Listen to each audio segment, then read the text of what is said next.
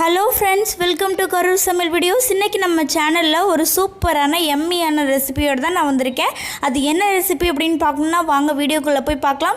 வீடியோக்குள்ளே போகிறதுக்கு முன்னாடி நம்ம சேனலை நீங்கள் இப்போ தான் ஃபஸ்ட் டைம் பார்க்குறீங்கன்னா மறக்காமல் நம்ம சேனலை சப்ஸ்கிரைப் பண்ணிக்கோங்க.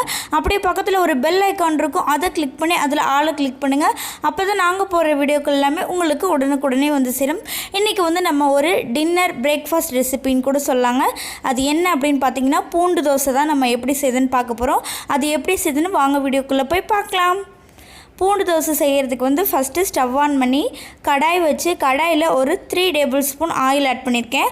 ஆயில் நல்லா சுடனதுக்கப்புறமா 1 ஸ்பூன் சீரகம் ஆட் பண்ணிக்கலாம். சீரகம் வந்து ஓரளவுக்கு நல்லா பொரியிற ஸ்டேஜில் 1/2 ஸ்பூன் மிளகு ஆட் பண்ணிக்கிறேன்.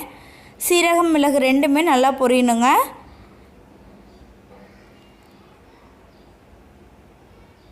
அடுத்து தேவையான அளவு கறிவேப்பிலை ஆட் பண்ணிக்கிறேன்.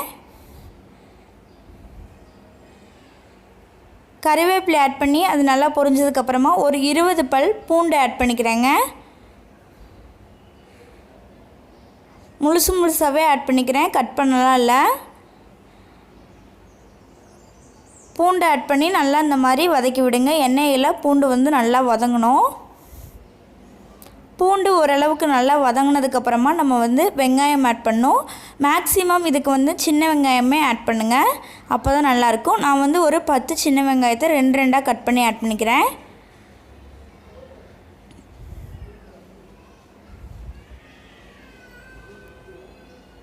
வெங்காயம் ஆட் பண்ணிவிட்டு இதை நல்லா வதக்கி விடுங்க.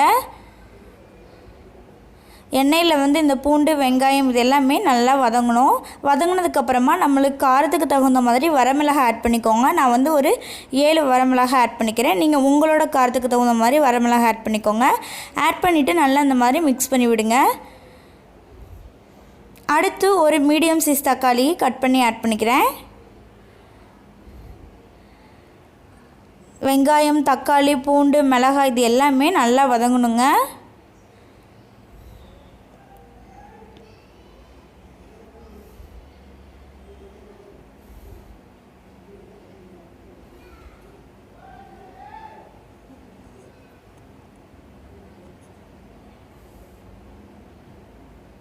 இந்த டைமில் நம்ம தேவையான அளவு உப்பு ஆட் பண்ணிக்கலாம். உப்பு ஆட் பண்ணி நல்லா வதக்கி விடுங்க.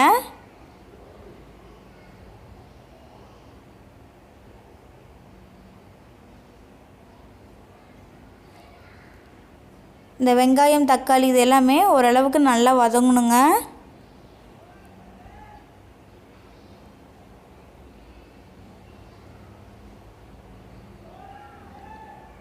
இப்போ வந்து பார்த்திங்கன்னா இது நல்லா வதங்கிடுச்சு. இப்போ நம்ம ஸ்டவ் ஆஃப் பண்ணிவிட்டு இதை வந்து ஒரு மிக்ஸி ஜாரில் மாற்றி நான் வந்து அரைச்சி எடுத்திருக்கேன். கொஞ்சம் கொரகொரப்பாகவே அரைச்சி எடுத்துக்கலாம், ரொம்ப நைஸாக அரைக்க வேணாங்க. தண்ணிலாம் நீங்கள் ஆட் பண்ண வேணாம். அடுத்து வந்து நம்ம தோசை ஊற்றுறதுக்கு ஸ்டவ் ஆன் பண்ணி தோசை சட்டி வச்சு அது நல்லா சுடானதுக்கப்புறமா தோசை ஊற்றிக்கலாம். நம்ம வந்து நார்மலாக தோசை மாவு எப்படி தயார் பண்ணுவோமோ அதே மாதிரி தயார் பண்ணி நம்ம தோசை ஊற்றிக்கலாம்.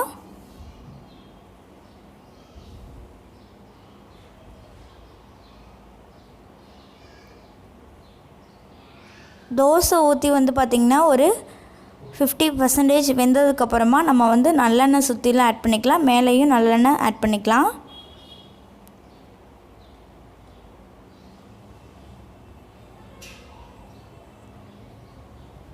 எண்ணெய் ஆட் பண்ணதுக்கப்புறமா நம்ம அந்த பூண்டு அரைச்சி வச்சுருக்கோம் இல்லைங்களா, அந்த பூண்டு, வெங்காயம், தக்காளி இந்த விழுதெல்லாம் இதை வந்து நம்ம மேலே வந்து ஸ்ப்ரெட் பண்ணி விடலாம். நம்ம வந்து இப்போ தான் எண்ணெய் வந்து ஆட் பண்ணோம். ஸோ எண்ணெய் ஆட் பண்ணி ஒரு 2 மினிட்ஸ்லேயே இதையும் நம்ம ஸ்ப்ரெட் பண்ணி விட்டுறணும்.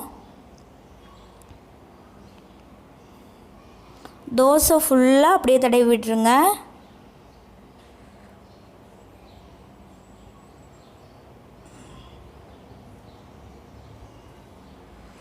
அடுப்பை வந்து ரொம்ப ஹையில் வைக்காதீங்க, மீடியம்லேயே வச்சுக்கோங்க.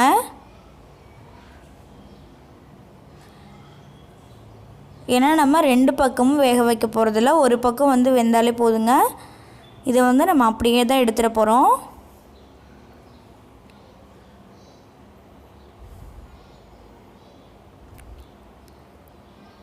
அந்த பூண்டு விழுதை வந்து நல்லா இந்த மாதிரி மேலெல்லாம் தடவுனதுக்கப்புறமா ஒரு 2 மினிட்ஸ் இருந்தாலே போதுங்க. அடுப்பில் ரொம்ப நேரம்லாம் இருக்கணும்னு அவசியம் இல்லை. அடுத்து கொஞ்சமாக கொத்தமல்லி தழை தூவிக்கலாம்.